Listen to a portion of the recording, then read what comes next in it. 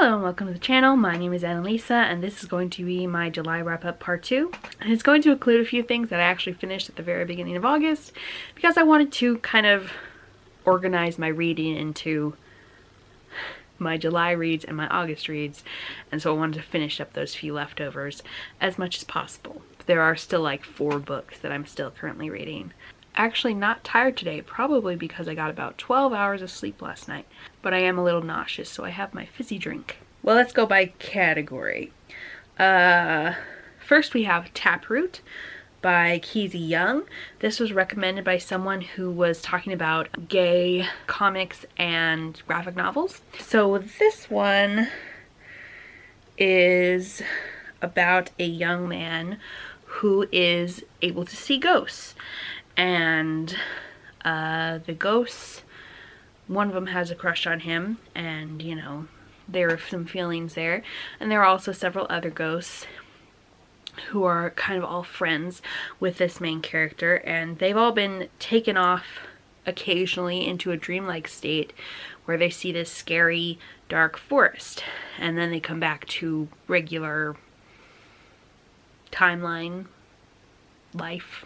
And it's very short, so I won't tell you any more than that, but it's a very cute story, and I really enjoyed the whole thing. Our main alive character is works at a garden center, so he takes care of the plants and helps people find the plants that they want to buy and tells them how to take care of them, and that's all like very much my thing, and I love a soft boy, so yeah, it was really nice.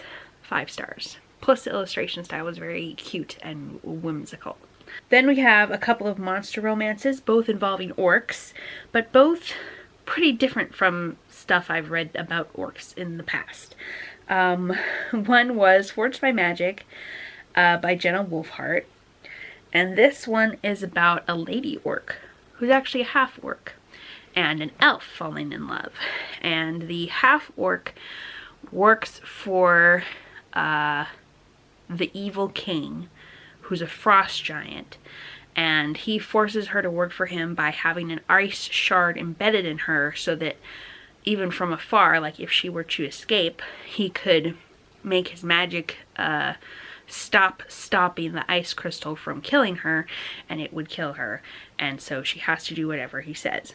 She gets sent by him across the sea, a fairly small amount of sea, but to a very stormy set of islands, and a storm knocks over her ship and she gets washed up on one of the islands and is found by an elf who knows who she is because she's the famous half-orc who works for the frost giant king, and is not happy to have her there because everybody knows the frost giant wants to take over these islands. But because they are a pacifistic people, they're not going to just get rid of her.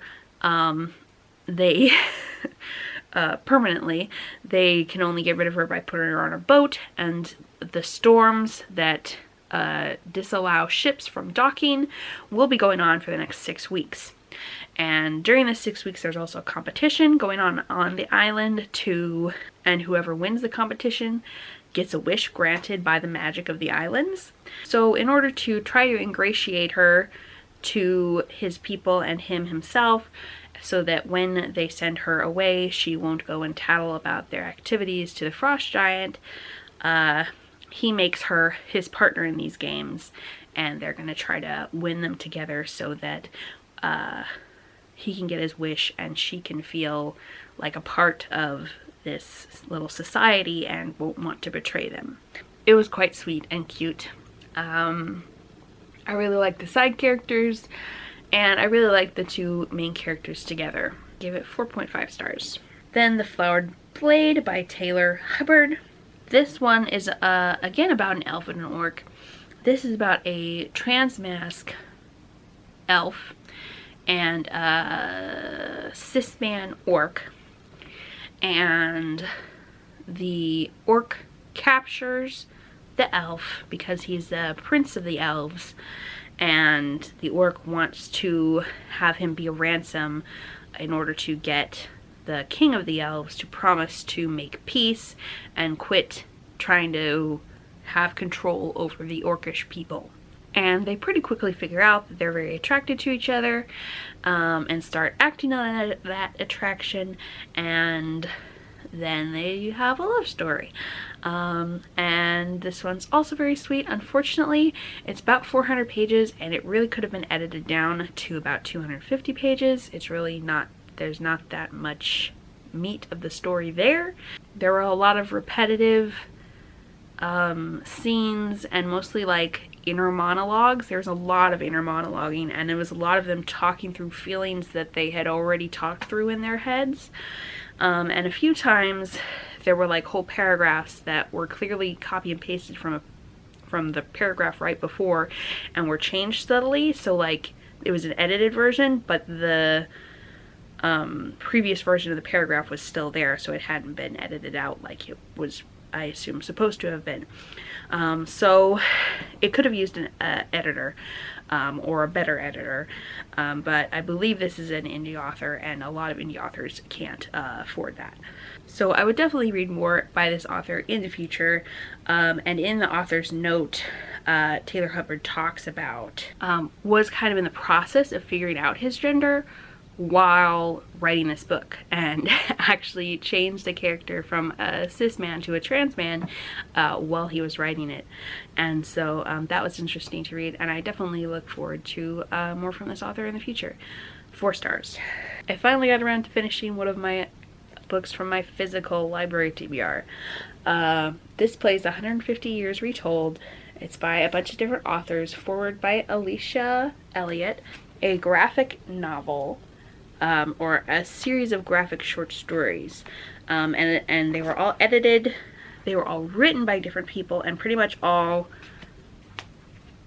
illustrated by different people as well. So a lot of the authors were not author illustrators. It was a 2-person team at least.